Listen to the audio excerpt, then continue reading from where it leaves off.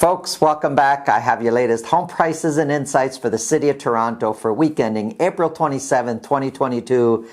Should you buy? Should you sell? Market's a little bit confusing right now. Lots of people wondering what's going on. Lots of people prepared to give you advice and tell you exactly what you should do. But I don't know if you should be listening to lots of people. Let me tell you, personal situation with the client we're working with. This is a move-up buyer. In other words, they have a home to sell and they're going to be buying a bigger, larger home. So they're moving up to a bigger property. More expensive, larger home. Well, we've been working with them since the beginning of the year, and we have not yet sold their property or bought their next property, but we have been in the process of looking and doing all that. And recently, last week, they got spooked because of the downshift in the market from where it was at its peak. They had made their plans based on their home selling for a certain amount. And when we spoke back then, we did a home analysis of what their property would sell for, and we gave them a price. And all the calculations were based around that because they need that sale in order to buy. Well, what they're going to sell now is not going to sell for the same price. And they're aware of that, and they're a bit spooked. So we did an analysis, and we looked at their property and said, okay, we know what happened in the peak in February. All those numbers are in the history book, so it's fairly easy and accurate. We could calculate accurately what their home would have sold for and what they were going to buy at that time if they would have purchased. And we can see those numbers. You would have sold at this and you would have bought at this price. Fast forward to today, yes, your home is going to sell for a bit less, and we estimate that number. And now we look at what they're going to buy. And it turns out what they're going to buy has also changed in price, and it's come down. But because it's a bigger, larger, more expensive home, that price has come down much more than what their sale price is going to come down. So actually this downshift is working in their favor, and they didn't really see that until we spelled it out with evidence. So they're now from being a little bit sad that the market's come down. Now they're actually pretty excited about it. We did the same exercise for another move-up buyer that we're working with. The numbers were a bit different. Yes, their home is going to sell for a little bit less, but what they're buying for is so unique and in such a popular area that those prices have actually either stayed the same or moved up from what they're buying. So this downshift has not worked in their favor, and we let them see all that, and so decisions now have to be made. Does it still make sense to move up to that type of home? Does it still make sense to even make the move at all?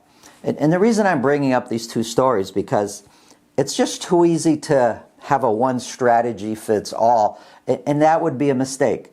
It's not one strategy fits all. It's what's the strategy for my unique set of circumstances, and it could not always just be related to the market. It could be based on your job security or the size of your family or potential plans or all sorts of things going on in your family dynamics that could determine whether it makes sense or doesn't make sense to actually make a move. So there's so many factors to look at, and it's so important to be working with a professional consultant that's going to look at all this and show you their work, that, you know, here's what we're seeing, here's why, so you can make an educated, informed decision as what's best for you and your family.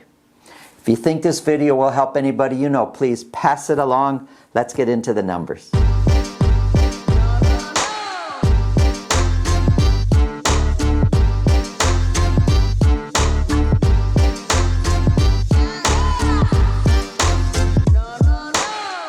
If you want to speak with me about your real estate situation, buying, selling, it's really simple.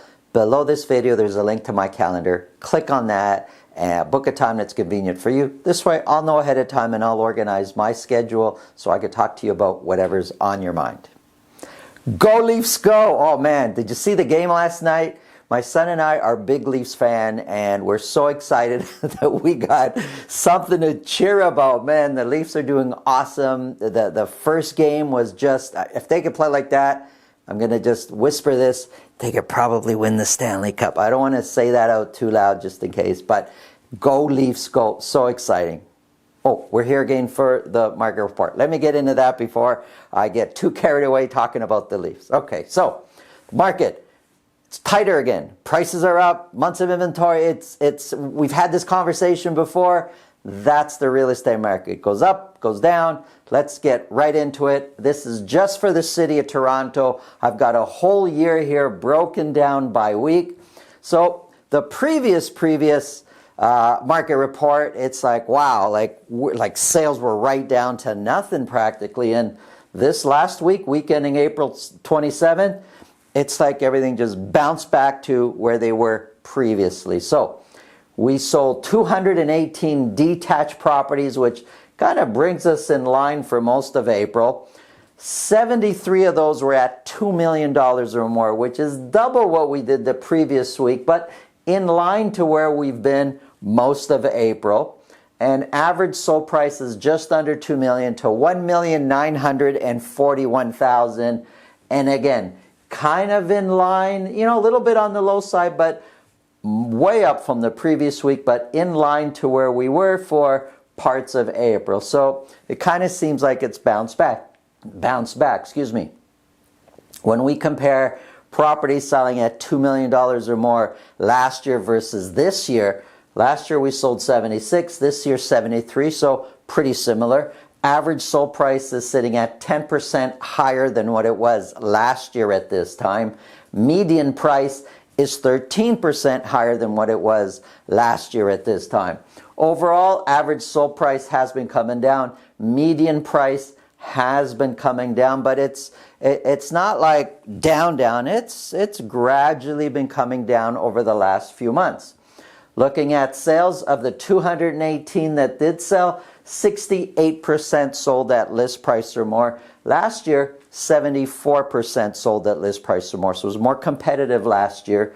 And when we look at overall over the last 3-4 months, the property selling at list price or more, the percentage used to be in the high 80s. It's now down to 68. So a little bit less competitive, more traditional pricing. But year-to-date sales were 22% less sales this year than what we were selling last year. And listings are year-to-date 13% lower this year than what we were listing last year. But listings have been going up now for the last 3 weeks in a row. We listed 423 detached properties.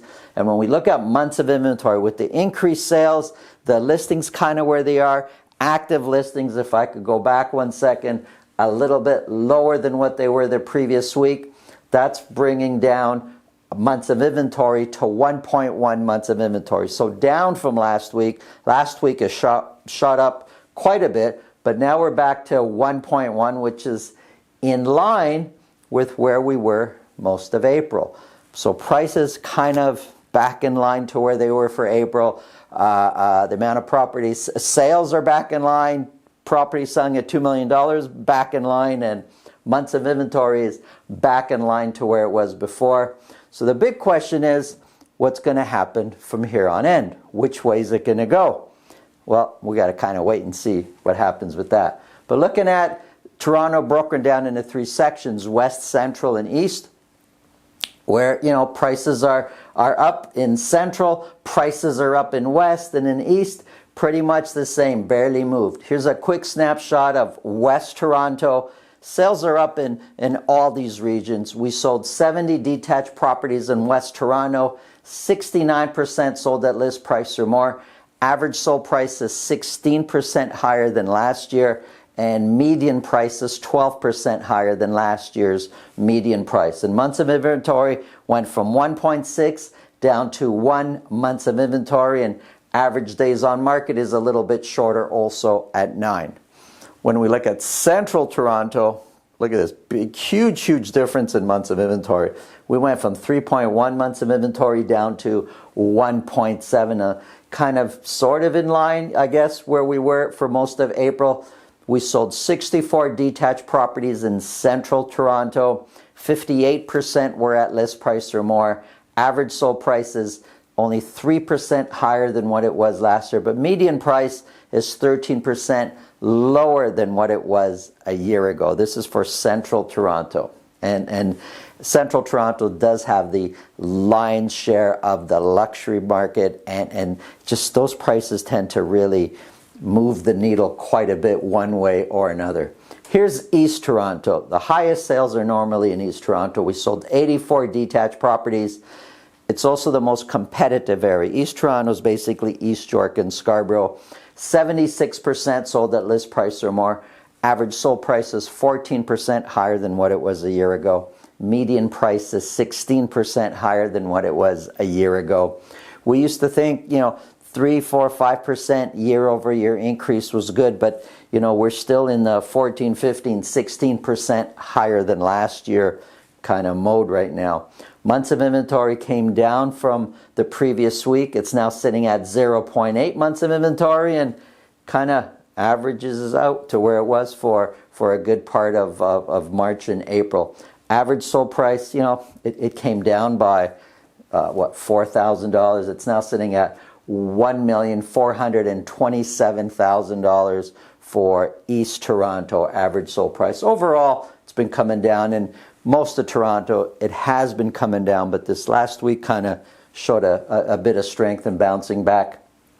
Quick snapshot of semis. Overall, average price for semis from the peak has been coming down a little bit, but average sold price, months of inventory now is sitting at 0.6, which is what it was for most of April. Last week, it was at 1.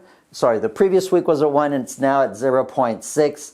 80% of semis sold at list price or more. Average sold price is 11% higher than what it was a year ago, and median price is 22% higher. Quick snapshot of townhouses. Similar idea here. Average sold price has been coming down. Average sold price for towns is now $1,247,000. We sold only 30 townhouses in all of the city of Toronto. These are freehold townhouses. 73% sold at list price or more. Average sold price is 6% higher than last year. Median price is 3% higher than last year. And months of inventory is sitting at 0.7, just like all the others. Back in line to where it was end of March, early April. Let's take a look at condos. Condos has been doing some crazy things here also. So previous week, sales were dropped right down to 253. Last week, we sold 330 condos in Toronto. So sales have bounced back up a little bit. 42 of those were at $1 million or more. Average sold price has come down a bit. It's now sitting at $791,000. So where we saw a quick incline in average sold price, we're now seeing it come down, and it's pretty steady. It's now sitting at $791,000, which is still 8% higher than what it was a year ago, and median price is 11% higher than what it was a year ago. And you can kind of see the lines heading down. And median price, you get less fluctuations up and down, but we're sitting here 750, 757. We're now at 713. It's gradually coming down. That's the median price. Looking at sales, 330, 71% sold at list price or more. Year-to-date sales, we're selling 20% less condos this year-to-date, than what we were selling last year-to-date. Looking at listings, 2% less listings. We listed 732, and the months of inventory has come down a little bit from where it was the previous week. It's now sitting at 1.4 months of inventory. So still very much competitive. When we look at a summary, the previous week when I did this and I put the summary of months of inventory, every single segment had months of inventory increasing from the previous week. This week, months of inventory in every segment has come down. The market is a bit tighter for last week's sales than it was the previous week. But it's all about the trends. We know prices are trending down. The market just got tighter. Are prices going to stable off? Are they going to go up? Or is this the one crazy week and then things are going to continue to go down? It's so tough to say. It really is. So that's why an in-depth analysis of your set of circumstances is so important. Thanks for watching, and go Leafs go. Have an awesome week.